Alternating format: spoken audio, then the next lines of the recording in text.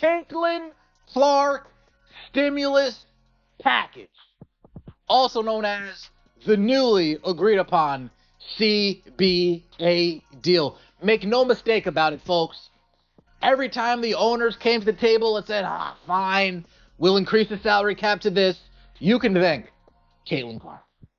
Every time the owner said, fine, we'll pay for your housing again, you can thank Caitlin Clark. Every time the owner said, shoot, we really don't want to come up off this 15% number, but you know what? We'll move a little bit. You can thank CC20. Aya Wilson did not anticipate this. Nobody has spent the past 2 years convincing themselves that the Caitlin Clark controversy was exaggerated, that the buzz was manufactured by the media, that the ratings would ultimately drop, and that this league had true stars prior to Clark's arrival and would continue without all of this commotion. Since the WNBA recently approved the biggest collective bargaining deal in professional women's basketball history, none of them anticipated the outcome. For example, 2024 Rookie of the Year Caitlin Clark, who made $78,066 in 2025, is poised to see her salary jump to $530,000 in 2026. So this year, she is about to jump to that salary, okay?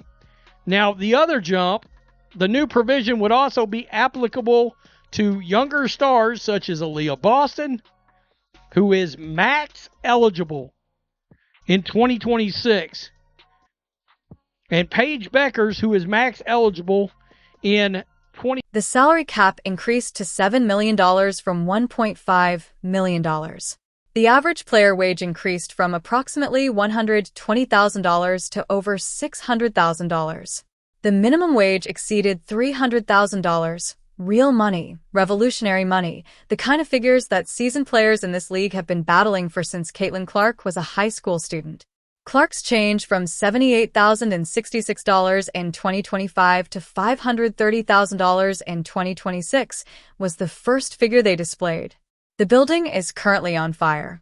A'ja Wilson and all her Glazers could give a big thank you to Caitlin Clark for her getting paid. Ever since the league came to an agreement, all we've been hearing about is how A'ja Wilson is about to sign this historic Supermax deal like she just did it all on her own. No, you could thank Caitlin Clark for revolutionizing the game so you could get paid. We don't care how many MVPs and championships A'ja won or how she was already known. It doesn't matter. She didn't change the dynamic of the league for the players that get paid like this. This is what really took place.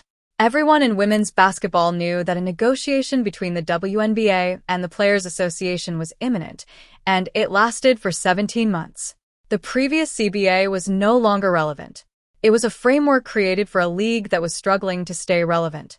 One that was creating broadcast rights packages that would have been laughed out of the room 5 years ago, selling out arenas in markets where seats had not been filled in years, and breaking viewership records.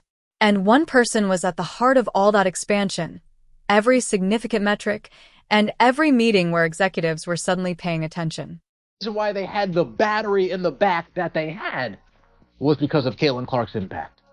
All of the numbers and the metrics that the players point to, do you see these ratings? Well, Caitlin Clark effect.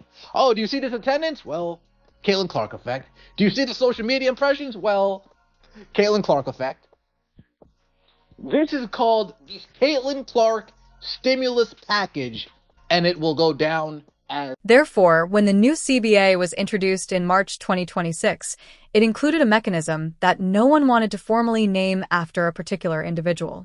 It was referred to as the EPIC provision, a fast-track salary structure called exceptional performance on their initial contract, is intended for players who alter the league's financial situation prior to the expiration of their rookie contract.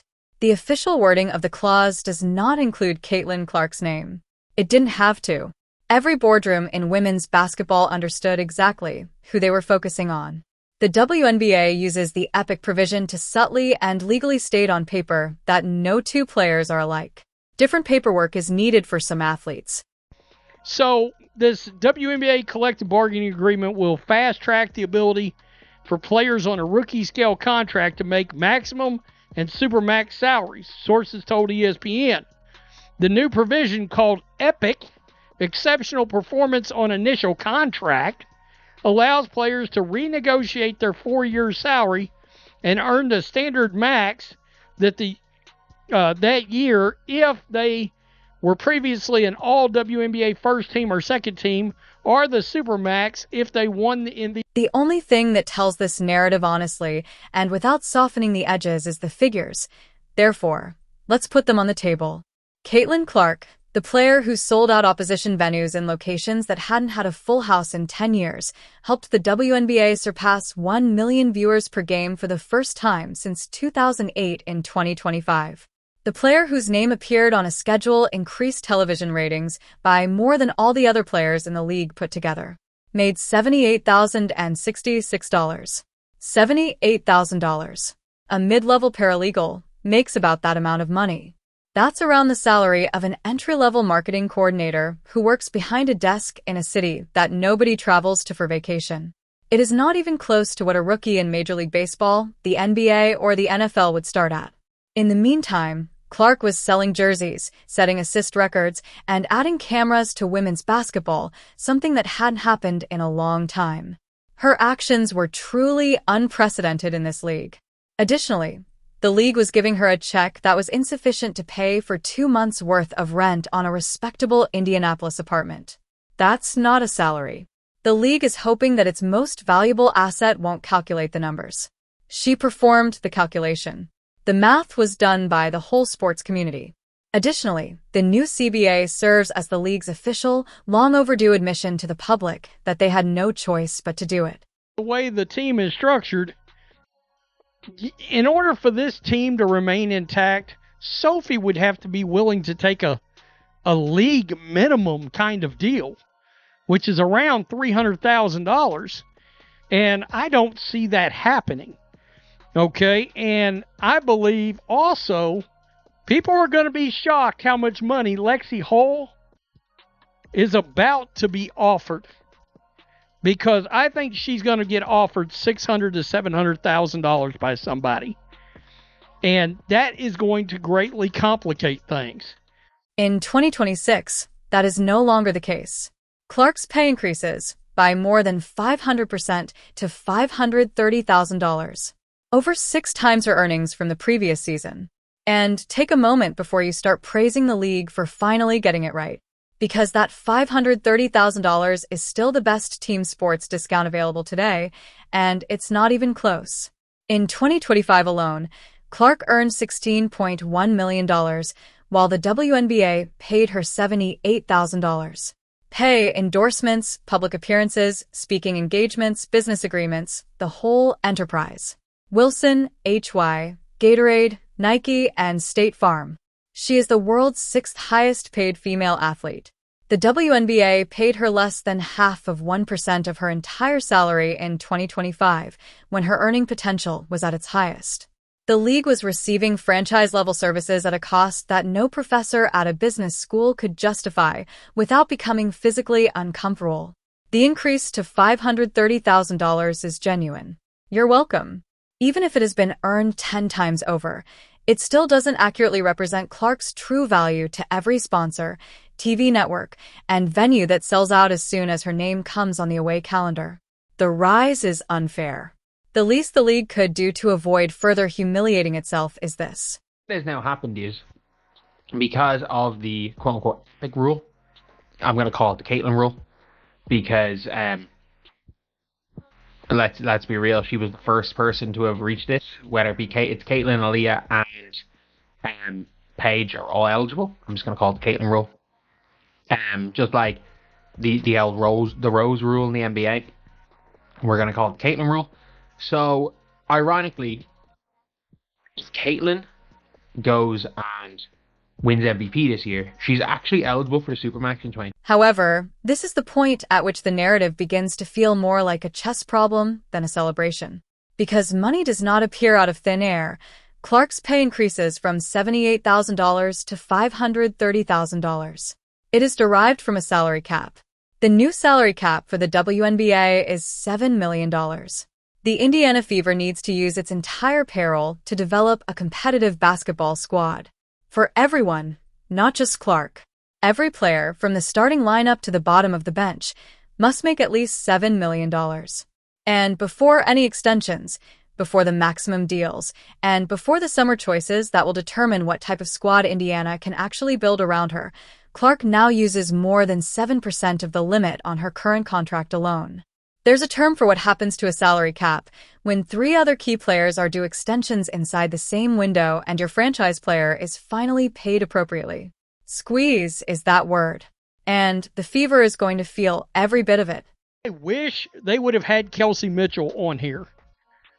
Because after last season, I mean, look, Kelsey finished what? 3rd or 4th in the MVP voting? This is her contract to make as much money as she possibly can, I believe, in this league. And come next year, because I don't think that the Fever are going to be able to keep her next season. And one could argue, depending on how much you covet depth on a team, like how deep do you want your team to be? I think one could argue against re-signing Kelsey Mitchell this year. The national media consistently undervalues Kelsey Mitchell. Therefore, let's talk about her. She is among the league's most dangerous scoring guards. She is the Indiana Fever's second-best player, and the new CBA has made negotiating her contract at a crossroads far more costly. Before the 2025 season, Mitchell was a free agent, but Indiana used the core designation to sign her to a 1-year contract under the new CBA. Her pay increases to $1 if the Fever core Mitchell reappears in 2026, which is still their most sensible short-term approach. For a player of her caliber, a supermax contract of $4 million is ideal. Additionally, it represents 20% of Indiana's $7 million maximum on a single player who isn't Caitlin Clark. Aaliyah Boston is also fully qualified for this offseason, and Clark herself is eligible for a 3-year maximum contract worth $1 thanks to the Epic Clause. $3 million in 2027, increasing to $1. 2028 will see a $7 million Supermax extension. Go gently through those digits. Clark at $1.3 million. Boston's max, Mitchell has a Supermax of $1.4 million. Just those 3 players absorb over half of Indiana's entire cap. More than half of the players must be in place before they fill the forward rotation, add a backup point guard, or develop any of the depth that distinguishes successful teams from championship teams. The front office of the Fever is staring at the calculations. From the perspective of a $7 million budget, that is what a historic wage increase looks like. I want Kelsey Mitchell to take a 1-year deal, set up a multi-year deal due to this. Aaliyah Boston is eligible for the Supermax this year. The following year, Caitlin Clark is eligible for a Supermax, which can be worth $1.7 million, actually close to $2 million. So, who are you going to invest in? Kelsey Mitchell or Caitlin Clark? And that's why I say, don't play this game, Fever. I'm talking to organizations. I'm talking to Amber Cox, Kelly Crosskoff, and definitely Stephanie White. Don't mess this up. Please, for the love of God, do not mess this up. I don't mind if Kelsey Mitchell comes back for 1 year, but 1 year only. Every major league that has ever had a franchise player worth more than the team's total salary has had numerous instances of this typical small cap squeeze in professional sports. You construct an electrical device. You find the center. The celebrity receives the increase she is due. An increase that is supported by every figure on every spreadsheet in the building, driven by fans and income. Then the math catches up to the dream. Because the cap cannot keep everyone at market rate at the same time, the supporting cast begins to disintegrate. Role players are priced out. Depth disappears. As each offseason goes by, a new contract decision prompts another painful farewell. The club that was winning games with 10 excellent contributors and a hungry bench begins to appear thinner. Clark's raise is justified. There will soon be a cap squeeze. There is no conflict between the two things. They are two different perspectives on the same story. We're tired of the mindset of just be grateful for what you have. No, we need to dive into it. We need to have better workplaces, practice facilities, and it's not just for the women of the league now. We're talking about the women coming up, the future. Right, we want them to have a safe space to where they can perform at a high level and get that revenue share and to live on a salary that is what they've earned. That's livable. So you don't have to go over to Europe to go to other places. Absolutely. And then there's A'ja Wilson, who is always left out of any meaningful discussion about money and the WNBA. She has been named MVP thrice. She won a gold medal at the Olympics. She has won the WNBA. She has the trophy cabinet to demonstrate that she is among the most decorated players in this league's history. And over the past 2 years, she has watched Clark come in, completely upend the economics of women's basketball, and amass the kind of commercial deals, national attention, and financial recognition that Wilson, despite all the accolades on her resume, has never been able to match off the court. Wilson's annoyance was evident when Sportico released its year-end best-paid athlete report in 2025, which showed Clark at $16.1 million while Wilson was not even included. Social media messages that are cryptic enough to convey everything without actually saying anything. Interview responses that have just enough edge to let every journalist in the room know exactly what was left unsaid. Everyone who watched Wilson's months-long posts about his delayed accomplishment and lack of recognition knew exactly who he was talking about. For years, she has been one of this league's most vocal supporters of pay parity. The most notable headline now that the new CBA has arrived is that a player with just 2 years of professional experience has become the highest-paid player in league history, a result of the hard work she and all the veterans put into securing it. It's so difficult to process that with grace. A'ja Wilson clearly hates Caitlin Clark. I mean, clearly. What bothered her the most was the fact that she got this popularity. And she actually said it herself that she felt like history was being erased. Read the magazine. Read the article. She really hates Caitlin Clark. On top of that, the writer, whoever wrote this, hates her too, because she said, yeah, Caitlin Clark brought toxic fanship, brought the toxicity to the league. I'm like, whoa. That's nonsense. That's straight bullshit. This league always has toxicity. Y'all just being exposed. Because there was plenty of players, including Sue Bird, that said there was racism in the league. Sue Bird said it. Okay? However, this is the fact that this league's old guard will have to accept. And even though the statement is entirely true, no one likes to say it outright since it sounds chilly. Money is not distributed under the new CBA according to longevity, loyalty, or the number of MVP medals in a person's living room. It allocates funds according to the influence on the market. The epic clause is in place because some players alter the league's value for advertisers, broadcasters, and casual viewers who have never attended a WNBA game. Furthermore, a typical rookie contract structure was never designed to take that kind of change into consideration. For many years, A'ja Wilson has dominated this league. She is a real person. She's fantastic. Despite being among the greatest players of all time, she has never signed a media rights contract just by being confirmed on a squad.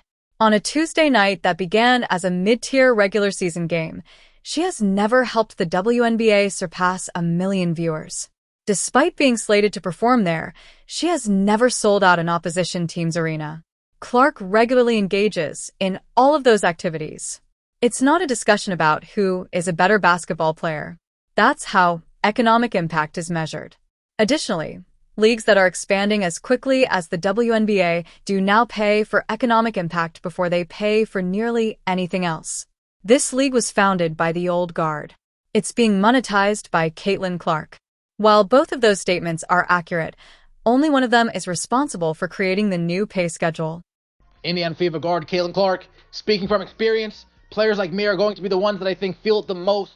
And that's what I think we're all super proud of, because that's what we set out from the beginning, was making sure every player felt the change in the CBA, and that's exactly what has happened. New York Liberty forward Breanna Stewart, the deal is going to be transformational. It's going to build up and help create a system where everybody's getting exactly what they deserve, and more from on the court and the off-court aspects. Just excited that we can tell our fans that we're going to be back. This is the actual outlook for the next 3 years. In 2026, Clark makes $530,000. In professional women's sports, this contract is still the most underappreciated. Although genuine, legitimate, and signed, this sum would still make any league that genuinely claimed to pay its players what they are worth look foolish. In 2027, she is eligible for a maximum contract for $1.3 million. And if everything keeps going the same way it has since the night of the 2024 WNBA draft, when 2.4 million people watched to see her taken, it basically told the whole sports world that women's basketball was now a major television event. In 2028, she signs a $1.7 million Supermax contract that will lead every story the league makes that summer. Every time you move up the salary ladder, there will be a new round of noise from all throughout the league. Veterans who were underpaid for years. Everyone will see a player with 2 years of experience make more money on her WNBA contract than most of them have ever seen. There will be some polite responses. The majority of them won't, but they will all make sense since Clark's increase doesn't truly reflect charity from a league that has finally developed a conscience. One player's presence is more valuable to this league's bottom line than the majority of the roster combined, according to a written acknowledgement found in a collective bargaining agreement negotiated over a period of 17 months. The Caitlin Clark stimulus package, also known as the newly agreed upon CBA deal. Make no mistake about it, folks. Every time the owners came to the table and said, fine, we'll increase the salary cap to this, you can thank Caitlin Clark. Every time the owner said, fine, we'll pay for your housing again, you can thank Caitlin Clark.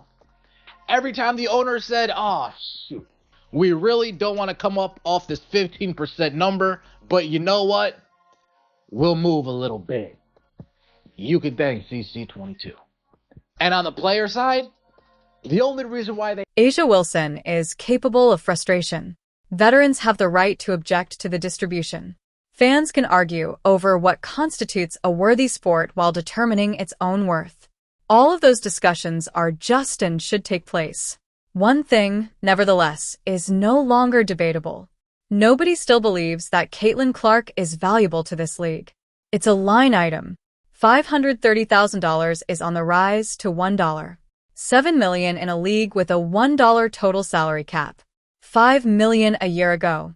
The WNBA has officially been replaced by one that finally acknowledges its value, even though it has become much more costly, after previously paying its most significant player the wage of a paralegal. Everyone else will have to either learn to live within that number or continue to watch it rise without.